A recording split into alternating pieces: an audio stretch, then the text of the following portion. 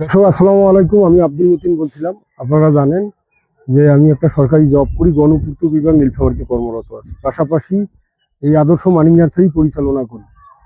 তো যাই হোক, আল্লাহ তাআলার অশেষ মেহেরবাড়িতে আমাদের নীলফামারীর কিশোরগঞ্জ উপজেলা থেকে আমাদের স্যার আসছেন, শ্রদ্ধেয় স্যার, যিনি আসলে আমি ওনার সাথে কথা বলিয়ে এই অফিস থেকে আসলাম মাত্র, উনিও অফিস থেকে আসলো।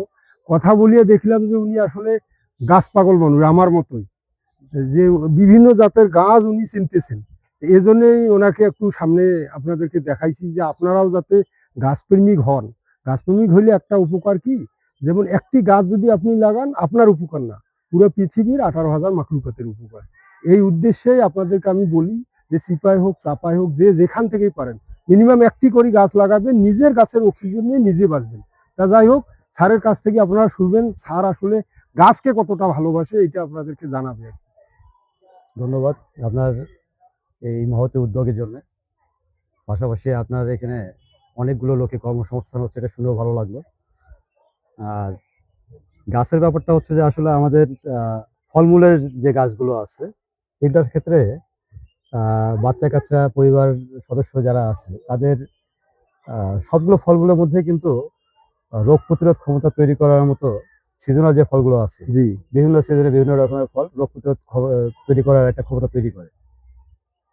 তো এইটার তাগিদ থেকে আসলে বাড়িতে ফলমূল সারা বছর ধরে যেন থাকে, এটার একটা আমার মানে ব্যক্তিগত একটা আকাঙ্ক্ষা যে আসলে সবসময় যেন ফলমূল থাকে।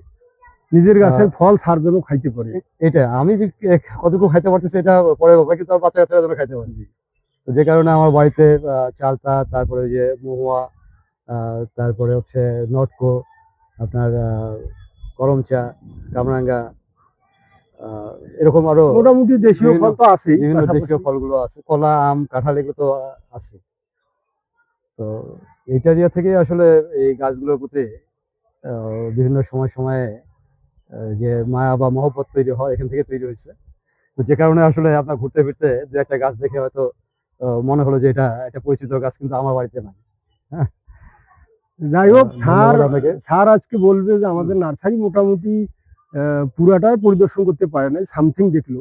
আসলে যারা চাকরি করে ওইভাবে খুব সময় অল্প পায় না। অল্প অল্প পরিসরে ঘোরাফেরা হয়েছে, তবে আপনার কালেকশন অনেক কালেকশন আছে, এবং আশা করি এগুলো নিয়ে আহ, দেশবাসী হয়তো তাদের নিজেদের ফলমূলের চাহিদা যেটা আছে এটাও পূরণ করতে পারবে।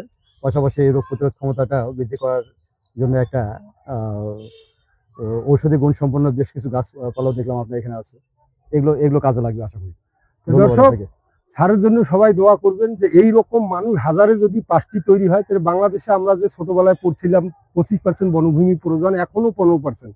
কিন্তু এই স্যারের মতো হাজারে যদি 5টা লোক থাকে প্রকৃতি প্রেমিক, যে একটি হইলেও গাছ লাগায়, এইরকম যদি প্রকৃতি প্রেমিক হাজারে 5 জন থাকে, তাহলে কিন্তু দেশে 25% না, 30%, 35% বনভূমি পরিণত হবে, এবং পুরো পৃথিবীতে বাংলাদেশ একটা বৈচিত্র্যময় দেশ হিসেবে পরিচিতি লাভ করবে।